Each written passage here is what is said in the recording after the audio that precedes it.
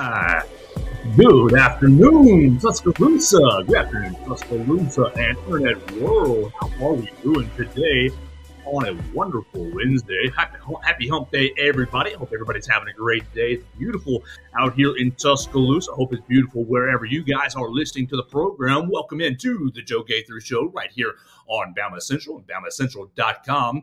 I'm Joe Gaither. Obviously, you can follow me at Joe Gaither6 on the Twitter machine, on Instagram, on Facebook. You can find the show on Facebook, YouTube, and Twitter live right there on our social medias. Of course, you can always watch it on playback on YouTube, on BamaCentral's YouTube channel, and then you can also listen to it on Spotify, Apple Podcasts, excuse me. I always say Apple Music, but it's Apple Podcasts, and Amazon as well. A lot of our listeners coming from the Apple Podcast side of things, so I appreciate everybody tuning in and listening to the Joe Gaither Show right here on BamaCentral. All right, we're going to have a fun show today. I really hope to keep the momentum rolling. Oh, I understand that it's the worst week in sports. It's the slowest week in the summer. It's the, oh, goodness gracious. Like, you had Major League Baseball All-Star Game on last night, and congratulations, the National League winning the All-Star Game. I think, first time in 10, 12 years, something like that, the National League has won. But look, I'm not a huge Major League Baseball fan.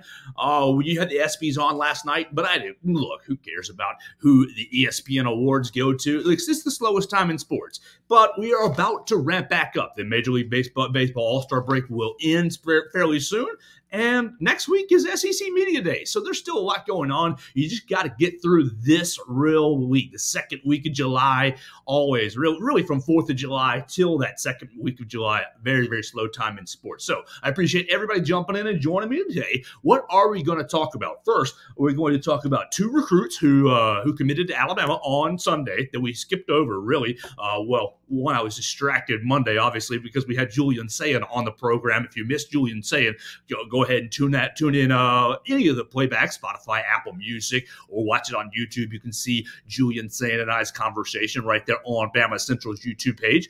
So Monday, I kind of like washed over the commits that happened on Sunday. And then yesterday, when I was doing weekend review, I was taking all my notes and then didn't even hit it. Didn't even go over it. I was when I finished the show, I was like 30 minutes after the show. I was like, oh my gosh, I didn't even talk about the two recruits that Alabama got committed. Really three on Sunday, but I'm just going to talk about two because two came from the 2024 class.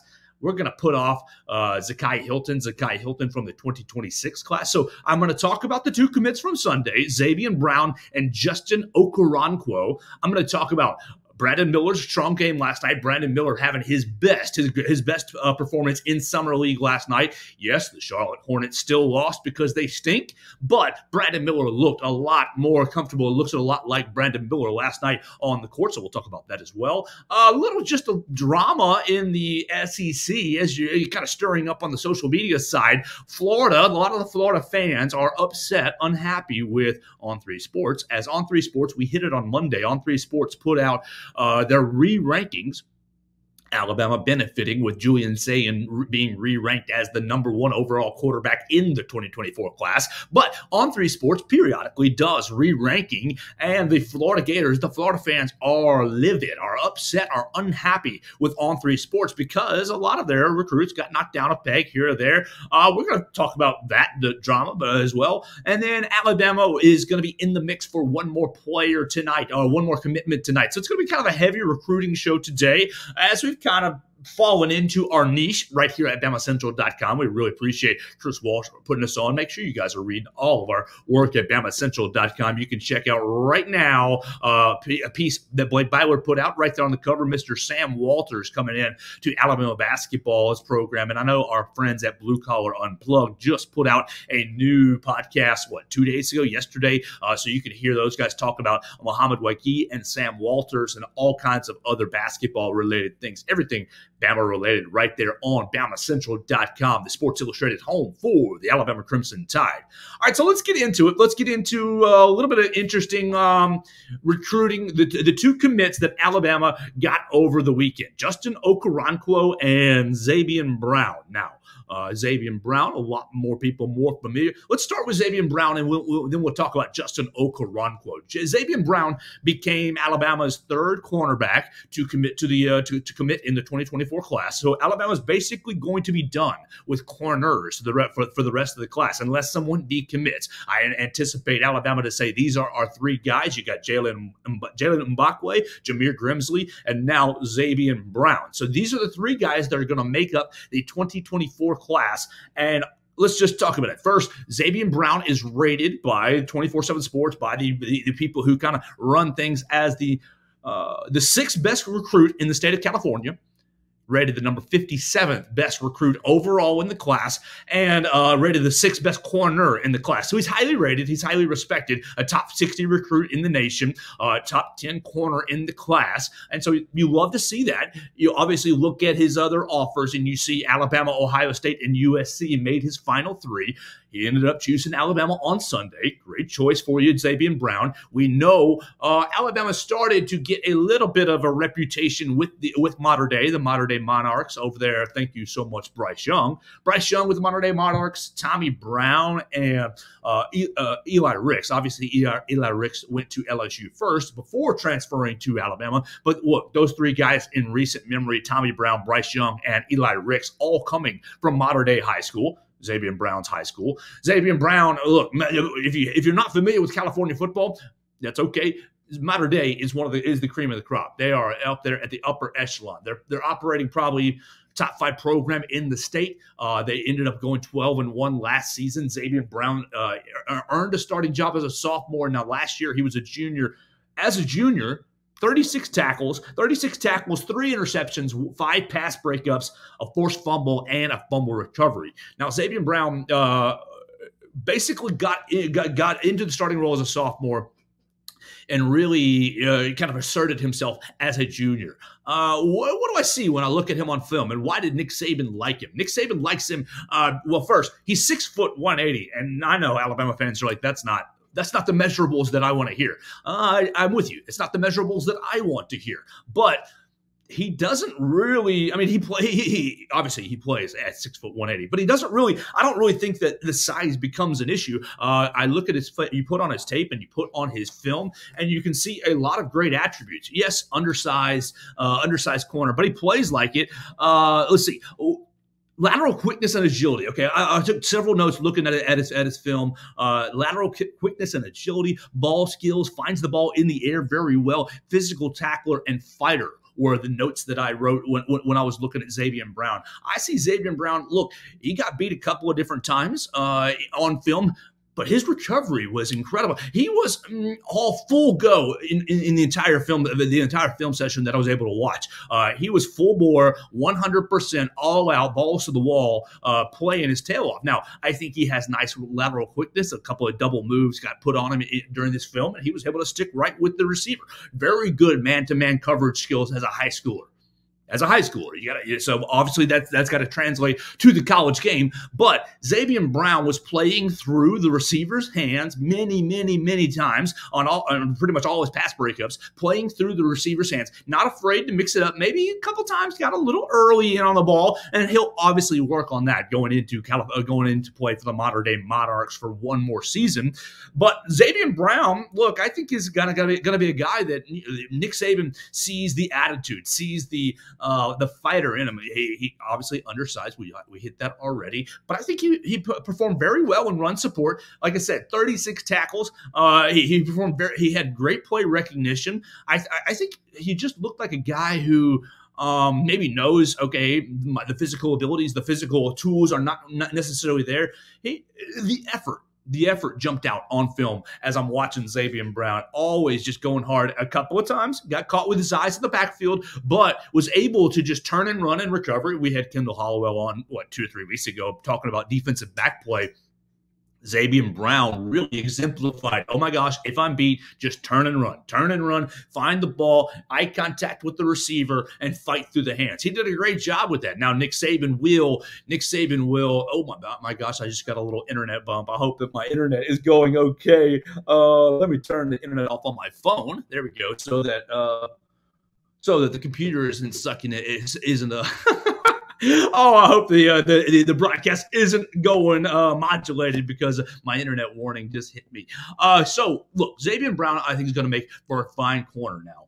You're not gonna get many more inches out of him. As a senior in high school, maybe he might grow another inch. He might grow another 2 inches. But you are going to be operating with an undersized corner. But that's not always a bad thing. Now not every corner is obviously going to be Kool-Aid McKinstry, but I think Zabien Brown's going to present an attitude, an edge to this class, and I think that really the three guys, Jameer Grimsley, Jalen Mbakwe, and Zabien Brown really put together a nice cornerback class. Now, look, if a 5-star pops up, if somebody wants to flip an elite prospect, wants to flip Nick Saban, will probably make room. But it's my prediction that Alabama is done pursuing cornerbacks with 3 corners already in the class. So Zabien Brown commits. He committed about 4 o'clock on Sunday. What happened right after I got out of church on Sunday was a little bit more surprising. And I'm very happy to have this surprise. On Saturday night, let's back up to Saturday night. Saturday night, Justin Okoronkwo publicly decommitted from the University of Maryland. He was committed to the Maryland Terrapins with our buddy Mike Loxley, but on Saturday night opted to decommit from Maryland. And we obviously see why on Sunday. On Sunday, about 12:30, I'm getting out of church, get the alert. Justin Okoronkwo commits to the Alabama Crimson Tide. And I think people are like, okay, who's this guy? What's his story? 3-star linebacker. I don't like that. Well, let's dig a little deeper. Justin Okoronkwo, 6'3", 6'4", 225 pounds, reportedly, thanks to our friends at On3 Sports, reportedly running a 4.35 40. Huh. Fast. Okay, what do we know about this young man? He's German. He plays for the Nuremberg Rams. And right outside of Munich. Look, I'm not a German map expert, so he's right there outside of Munich playing for the Nuremberg Rams. He's only been playing football for 3 seasons. And he's right at 19 years old. Only been playing for 3 seasons. Gets kind of hooked up with PPI Recruits, an international scouting service run by Brandon Collier. And hopefully, I would love to have Brandon Collier on.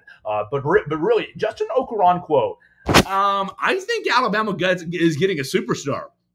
You see 3 stars on the 24/7 Sports, on the On3 Sports, on the Rivals accounts. You see 3 stars listed on him, but I think that's a foolish ranking. I think, okay, you got to back up. One, I have a little crimson-colored glasses because he's already coming into Alabama, but I think that this young man has a lot of ability. His raw skills, his raw talent makes me, oh my gosh, salivate. Okay, so we hit the German aspect. What positions did I see him play on film?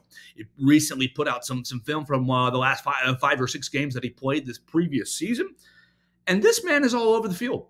Yes, I think Alabama is recruiting him as a linebacker, but this man is all over the field, and I'm not kidding. He's playing linebacker, he's playing inside linebacker, he's playing outside linebacker. He's playing kick returner, he's returning punts. He's running down on the kickoff team. He's covering punts. He even took some snaps at quarterback, taking the snaps under center, and he's even taking snaps at wide receiver. My man is doing it all. Justin Okoronkwo at 6'3", 225 pounds. Really, when I put on his film, I'm sitting here reminded of, okay, if I were a high school coach, I would be using my best athlete everywhere on the field. You remember we had Ronnie Cottrell on a handful of weeks ago, and we appreciate Ronnie Cottrell from Mobile Christian High School. He came on talking about Deontay Lawson and Sterling Dixon. Deontay Lawson already on the Alabama roster, and he said when Deontay was on my team, I used him on offense, on defense. If the game was on the line, I wanted Deontay Lawson involved in the play. Well, I don't know this German coach, and hopefully we can get in contact with Justin Okoronkwo and pull him in for an interview. That'd be amazing. But it seemed like the German coach followed the same philosophy. Put the best athlete right in the middle of the play for every key moment. Justin Okoronkwo, he was able to run back some kicks, get huge yardage on special teams, and really was probably one of the bigger players on the field, was one of the bigger players out there on that German field. Now, that's where you wonder. That's where you wonder about the 3 stars, if the 3-star, if that kind of, or that ranking is right, because the competition on the other side, look, It's not Alabama high school football. It's not Georgia high school football, California high school football. It's German kids trying to learn the game. And everybody's obviously at a different level developing and learning the game over in Germany. But we can, we can be playing and be honest and saying it's not the same as Georgia high school, California high school, Texas high school football, even Alabama high school football. So you don't know if he's playing against a bunch of scrubs, but what you do see on film is a hugely physical player running at full speed, bowling guys over, making huge tackles. He looked like Reuben Foster making a lot of tackles out there.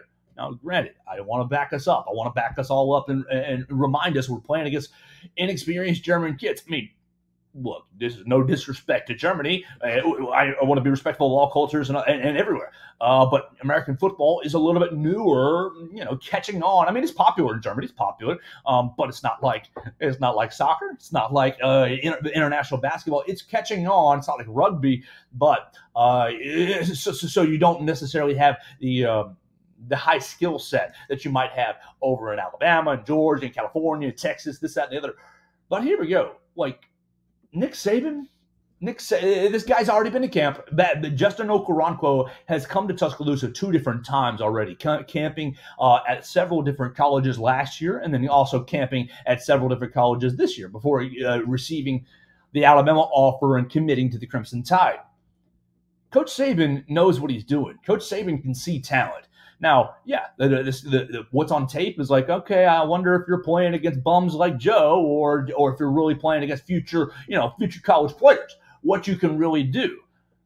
But Justin Okoronkwo has impressed Coach Saban enough to give him that scholarship opportunity. At 6'3", 225 pounds, I anticipate him assimilating very well into the Alabama weight room, into the Alabama strength and conditioning program. He looked like a high-level football player on the film that I saw. Now, I want to address just some comments, just some stupid social media comments that we saw, and I've seen this now for 2 straight seasons.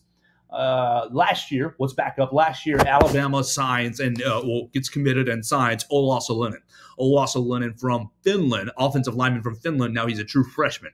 Olassa Lennon moved from Finland to upstate Connecticut, I believe, to kind of assimilate to the American culture, get used to life over here, play American football more. His father was an NFL Europe player, and he got him into football. But Olassa Lennon moved from Finland to Connecticut, right?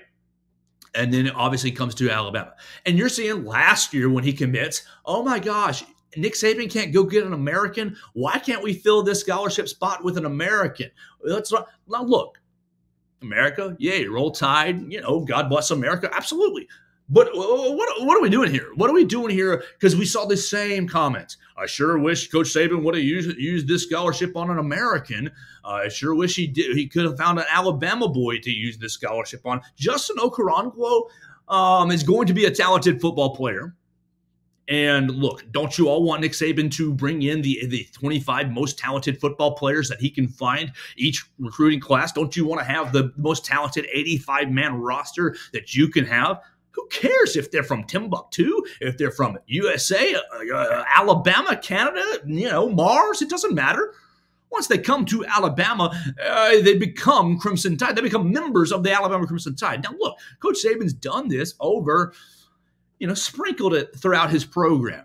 You remember Jesse Williams, defensive tackle from Brisbane, Australia, defensive tackle from Australia. And then obviously right here on the roster, James Burnap, Australian punter. Coach Saban doesn't care where you're from. He just wants to bring in the highest talent. And really, look, let's just say Coach recruited just the state of Alabama. You're just going to let Georgia recruit internationally, recruit all over the world and suck in elite talent? No. This Justin Okoronkwo fella is going to be a pretty good football player, I believe. I think he's underrated, undervalued based on where he's from, based on being German, because it's hard to get on these scouting radars. Hard to be it's hard to really understand how good he is not playing in America. But come on, guys, Alabama fans, we got to be better than this. Who cares where they're from? If Coach Saban wants them, if Coach Saban says this fella is good enough to be playing at the University of Alabama, then aren't we all obligated to support them? Yeah, I don't know. I feel like that was kind of an unsettling response from a lot of the commenters right here on the BamaCentral Facebook pages, on the Twitter pages of after Justin Okoronkwo commits to the Crimson Tide. Now, look, am I more excited when a Tuscaloosa kid commits to Alabama? Yes, Wilkin Formby. I'm going to be very excited because I have that connection point, because I know and I watched Wilkin in high school. I talked to him after high school games. Yes, that connection point is stronger for me. But we don't care where they're from. When they come into Tuscaloosa, we hope for them to maximize their value, as Coach Zabien says. We hope for them to go to class and graduate. We hope for them to get on the field and play at a high level and represent Alabama well. Yeah, I just wanted to address that as it kind of bothered me as I was seeing this. Why are people saying, why can't Coach Zabien fill it with an American? It doesn't matter. It doesn't matter. That's not what really. It's not what God wants everybody to love everybody. So welcome to Alabama, Justin Okoronkwo. Looking forward to seeing you come to Alabama in 12 months, or so. And hopefully we can get an interview with Justin Okoronkwo. What I would like to do, I've got several German friends, obviously with a Mercedes connection right here in Tuscaloosa. If we can get Justin Okoronkwo on, this is a little prepare the audience. I'd love to have some of my friends record questions in German and have him answer in English and try to see what the translation's like and how that would go. I think that'd be really funny. I think that'd be a lot of fun. So that's what happened on Sunday. Alabama got 2 commitments into the 2024 class. Now Alabama's up to 12 commits in the 2024 class. The Alabama class is ranked 14th overall by 247. It's ranked a little higher by On3 Sports. On3 Sports with their composite rankings has them a little bit higher due to the fact that Alabama only has 12 commits. But the 12 commits that they have, I'm very excited about. I think Coach Zabien has identified talent that will add to this class, will add to the program. Obviously, come on, as long as Coach Zabien is in charge, we are going to be just fine in recruiting. So those 2 guys joined the class on Sunday, and Alabama actually. We'll keep it on the trend before we go over to Brandon Miller in Florida. Okay, Alabama is going to be looking to add one more player tonight. Alabama's looking to add an offensive lineman tonight, Casey Poe. Casey Poe is a 4-star offensive lineman from Lindell, Texas. When I put on the film, he's at 6'4", 290. I put on the film, he is a tackle. Mostly. He played guard as well for the high school, but most of the film that I saw was at tackle, probably 70-30. Yeah, 75-25 play and tackle over guard. But this man, all right, one, you got to tune in tonight at 6 o'clock. To 6 o'clock, he's going to be committing, right? And so, obviously, you want to get him in. Coach Saban's identified him as one of the guys that you want to bring into the 2024 class. I think it's very important to hit on the offensive lineman because Georgia has been doing exactly that in this 2024 class. But Casey Poe, this is a little interesting to me. You're making a decision tonight. Cool, great. Do your thing, big man. But you've listed 1, 2, 3, 4, 5, 6, 7 schools. Like, all right. Usually, if you're down to a decision, then this is just me. But if I'm down to a decision, I've eliminated 3 or 4. I'm only down to my last 2. I'm down to my last 3. But no, Casey Poe still lets out that he's considering 7 schools tonight, and you'll be able to follow his commitment right here on BamaCentral.com. As soon as he commits to Alabama, as I expect, we'll have an article right up here on BamaCentral.com and on our socials as well. But Casey Poe, his finalists include Georgia, Alabama, Auburn, LSU, Oklahoma, Clemson, and Texas Tech? Okay. Texas Tech. First, Casey Poe tweeting last week when he announced that he would be committing on Wednesday, July 12th. He said, "Hey, we may surprise some people, so tune in." Just some whispers. Look, you look at the On3, you look at the prediction rankings, a lot of people are betting Casey Poe picks Alabama. I'm betting Alabama is the pick for Casey Poe. But there's some whispers, there's some rumors, there's some talk, discussion that Texas Tech will be the choice tonight. Oh my gosh. How are you going to look at that list of 7? How are you going to look at that list of 7 schools and end up at Texas Tech? I don't know. I don't see that happening tonight. But I want to just reaffirm the young man's words. He said that watch out, you may surprise some people this evening. So Casey Poe at 6 p.m. is looking to, or he's going to be making his commitment, and the Alabama fans will be watching out and hoping that he joins the class, giving Alabama its 13th commitment overall. And what would that be? Their third offensive lineman or second offensive lineman? Because you've already got Joseph Iannetta. That would be the second offensive lineman in the class. So big to get big to get Casey Poe involved. Especially, man, have you seen the mountains that Georgia has pulled in this 2024 class? 6'7", 6'6", 6'7", all over the place. Their offensive line is pretty much set for the 2024 class.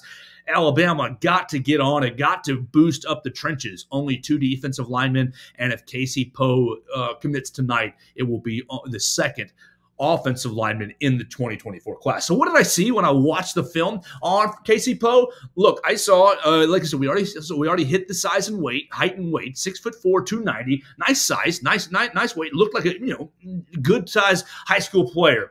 His film was nice. His film was cool. He plays with good pad level, and you love that for offensive linemen. That's one of the most difficult things for offensive linemen to translate into college football and then obviously into the NFL. When you're in high school, your pad level doesn't necessarily have to be that great because you are just bigger and stronger than a lot of your competition. But Casey Poe fired off the football at great pad level consistently in his highlight tapes. Drove off the football, real good run blocker. Now, part of that is to do with competition. As you're playing, you're obviously not all going to be, not everybody can match up to 6'4", 290 at the high school level. I definitely could not when I was in high school, so I was getting pushed 50 yards down the field like many opponents in the Casey Poe highlight film. I say, okay, but you do see the attitude, you see the edge, you see the drive, you see nice hips. He's able to stay low and use the power that's in his legs to, drive people off the football. So Casey Poe, I'd love to see you come to Alabama. You listed as the number 4 interior offensive lineman. Now, he's listed as an interior offensive lineman, but he did play a lot of tackle in his high school film. Now, granted, you come to college, things change, so he could probably play anywhere on the offensive line outside of center. Listed as the number 19th overall recruit in the state of Texas. And Steve Wiltfong and many others already predicting that Casey Poe will join the Alabama 2024 recruiting class tonight at 6 p.m. So keep it up with BamaCentral.com. We will be putting out an article as soon as he puts on the Alabama hat or as soon as he says roll tide. We'll be ready, dropping an article with Alabama's 13th commitment. All right. That's how I'm feeling about recruiting for the moment. Let's see. What else do I have on my spreadsheet today? It's the most commonly used name on earth. Read a book for one. All right. We've hit Brandon. No, we've hit Zabien Brown, Justin Okoronkwo. We hit Casey Poe. Want to tell everybody that we are live on Facebook, on YouTube, and on Twitter. You guys can watch us. Leave a comment on the leave a comment, query, and complaint. Let's go to Brandon Miller. Yeah, let's go to Brandon Miller. Last night, Brandon Miller puts on an absolute spectacle at Summer League. Yes, they still lost to the Portland Trail Blazers, but Brandon Miller put on his best game of Summer League, by far and away. He scores 26 points. He goes 8 for 15 shooting, 50% from the three-point line, 100% from the free throw line. Ended up with 6 rebounds, 2 assists, 2 blocks. Only 1 turnover. Yes, he still had the 5 personal fouls, but his best game by far in NBA Summer League. Now, of course, we already hit. The Trailblazers beat them 97-93. So the Hornets are 0-3 in Summer League so far. And Brandon, what did he show last night? He showed aggressiveness. He showed assertiveness. And here we go. Maybe you want to give a guy 3 games to show what he's going to be, especially, look, you back it up. He spent, no time practicing with these Charlotte Hornet players. He gets drafted late June. He spends a week, and then he's playing Summer League. Give the young man some time to get comfortable on a new team, get comfortable on a new roster. Remember, the first time I saw Brandon Miller in person was in a summer scrimmage at Alabama. He looked amazing, but it was the first time I'd seen him The difference was he had been working with the Alabama team for weeks ahead of time. Like, give the guy a little bit of runway to ramp up and fly. So last night, putting on great display, attacking the basket really ferociously. Had a great alley-oop from Nick Smith Jr. And really, I think, is starting to show what kind of real player he can be in the NBA. Now, you look at the rest of the Summer League guys. Look, I know the Charlotte Hornet fans were all booing Brandon Miller because they wanted Scoot Henderson. What's Scoot Henderson doing? He's hurt. He lasts like one game of Summer League. Victor Wembanyama, I think Victor's going to be a real good player. I do. What is it? One of the Thompson brothers already hurt as well. Brandon Miller, it really just depends on Victor's health over the course of time. But Brandon really may make himself the best player in this draft class. And he started to show it last night, confidently moving the basketball around, confidently attacking the basket. He had a huge dunk. And then he missed a dunk attempt, got fouled. Nate Oates on hand watching Brandon Miller, basically just impressed with the young man. I think the Charlotte fans are going to love him once they get used to him, once they really embrace him and see him get comfortable. Look, once he's playing with LaMelo Ball, like we said before, the court will open up and the spacing will open up. And I think Brandon's going to be able to show how deadly and how strong he really, really is. I'm sitting here watching the 90-second highlights of Brandon over and over and over again. Just took it to the rack from last night and jammed it. He's going to be a special player, guys. Give the man some time. Don't jump on his back for 2 bad Summer League games. I mean, come on. Summer League is not real. It's literally just practice. Just practice. And last night, Brandon Miller having a good practice with his Charlotte Hornets teammates. Yes, they lost. Interestingly enough, Brandon's 26 points was not the team high. Nick Smith Jr. was the team high with 33 points. Ended up 33 points, 4 rebounds, 3 assists for Nick Smith Jr. Oh, man. How much fun would it have been? How much fun would it have been to have Nick Smith Jr. and Brandon Miller both here in Tuscaloosa? Boo on you, Walton Chicken and Tyson Chicken, or Walton Company, preventing that from happening last year. Nick Smith Jr. going to Arkansas on a sweet NIL deal instead of coming to the University of Alabama. That would have oh my gosh, that team would have been absolutely nasty with both Brandon and Nick Smith Jr. So where are we at next? Like I said, slow week, slow time in sports. We're going to get to SEC Media Days next week. We'll be happy to cover all things SEC Media Days right here on BamaCentral.com. Remember, next Wednesday, seven days away from Alabama Day at SEC Media Days up there in Nashville. You're going to have our guys, Dallas Turner, Kool-Aid McKinstry, and J.C. Latham up there. We talked about those 3 guys yesterday on the program. If you missed any of that, you can look up any of the programs on Spotify, Apple Podcasts, and on Amazon. And of course, you can watch them on playback on the BamaCentral.com YouTube channel. Just type in the Joe Gaither Show on Bama Central. Anywhere that you get your podcast, you can check out any of those conversations. So that's really where you're at going into next. Let's talk about a non-Alabama topic that's sort of an Alabama topic, still in the recruiting frame. Look, we hit on 3 Sports at the very beginning of the program, re-ranking its prospects, as they always do. Every recruiting service re-ranks prospects. You get the high school film in, you analyze it, you re-rank prospects, you go see the prospects at summer camps, you go see the prospects at showcase events, and then you re-rank them.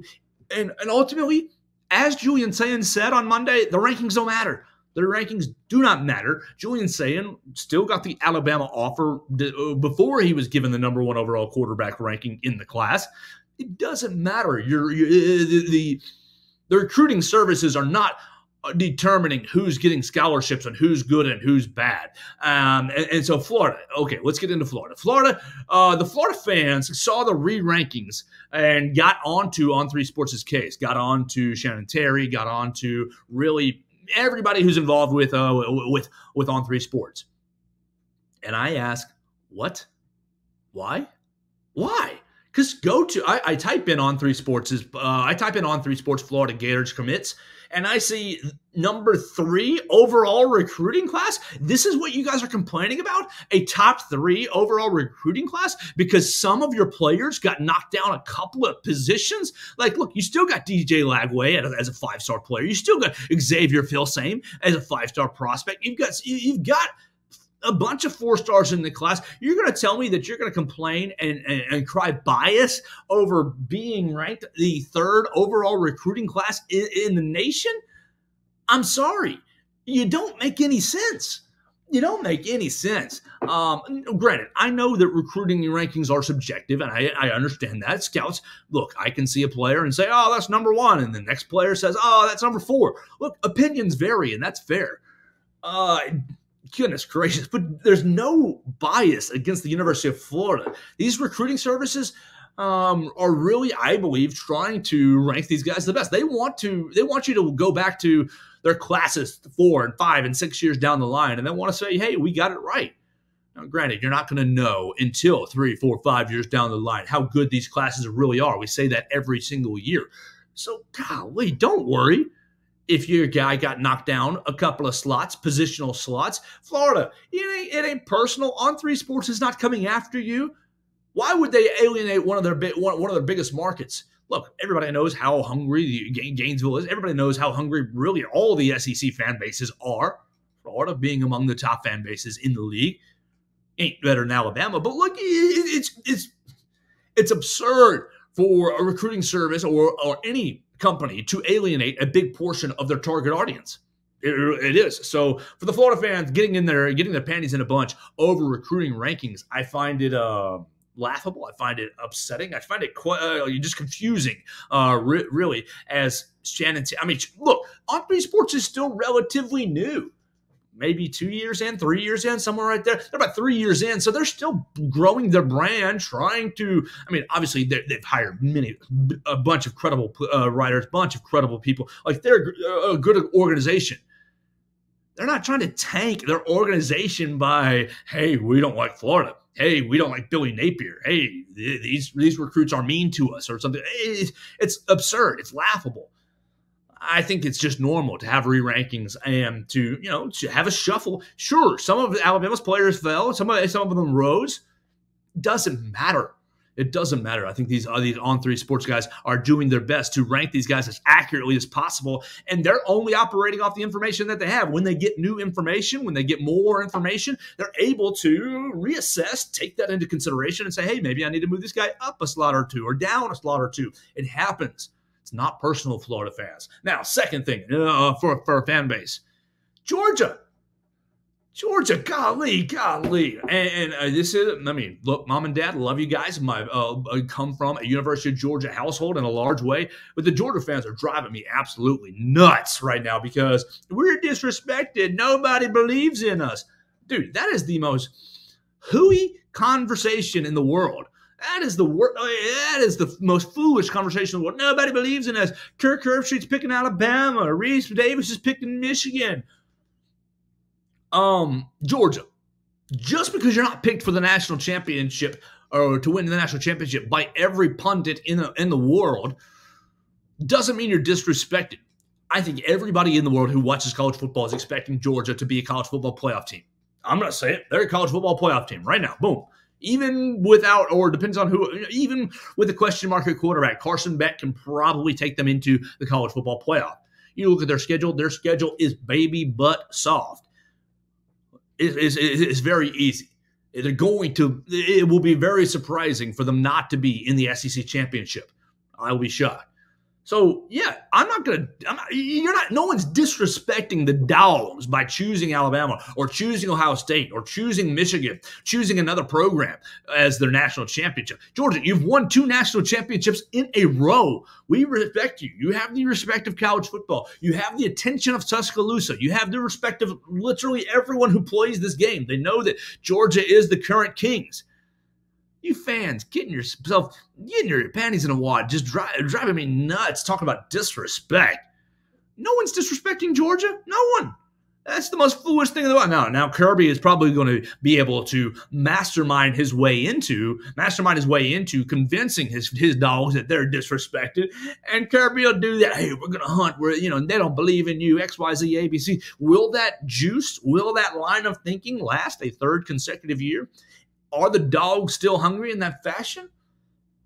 I don't know, but I think the disrespect line is laughable because no one's disrespecting the Dogs. Look, Georgia, you're a top 3 football team in the country.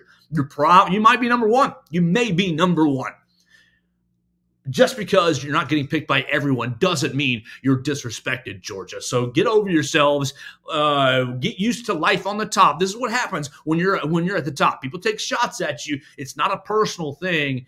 It's ridiculous. I'm seeing it all over the social medias that Georgia being disrespected. Nobody's giving Georgia a chance. Nobody's no. You probably have the best player in college football in Brock Bowers coming in next year. Brock Bowers is going to be an absolute animal.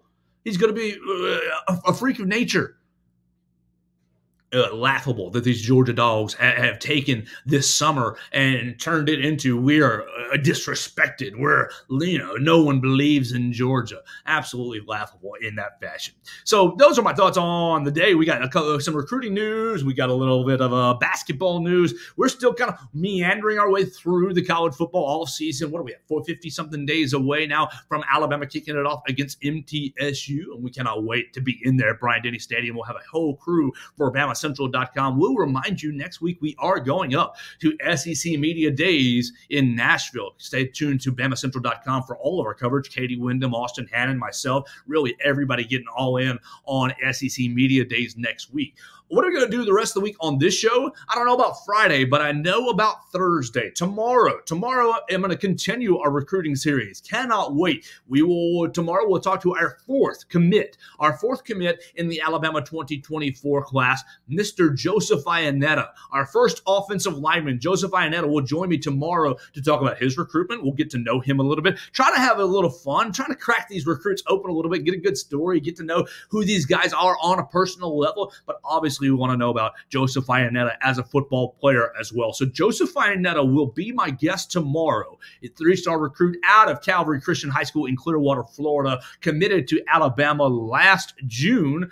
So really looking forward to catching up with Joseph Iannetta, seeing what his plans are for his senior year and kind of what's going on with his recruitment, and just getting to know him as a person, what his interests are, what makes him tick, and what made him choose the University of Alabama. So Joseph Iannetta will be on tomorrow. We really appreciate him lining up and communicating with us to get set up. You guys can join in anytime on the comments, or leave us a comment on Facebook, on Twitter, on Instagram at Joe Gaither 6. You can listen to the shows on replay on Spotify, on Apple Podcasts, and on Amazon.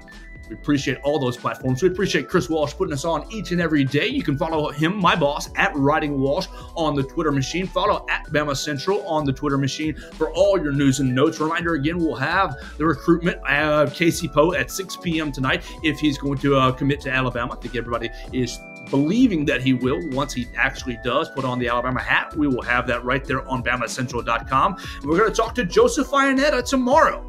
So we'll continue the recruiting series with Mr. Joseph Iannetta. That's going to do it for me on the Joe Gaither Show today. I'm going to have a fun Wednesday. I hope you guys are as well. Stay warm. Enjoy the summer. Hang on. The offseason's almost done. The Major League Baseball break is going to come to an end. We'll get back into the sports.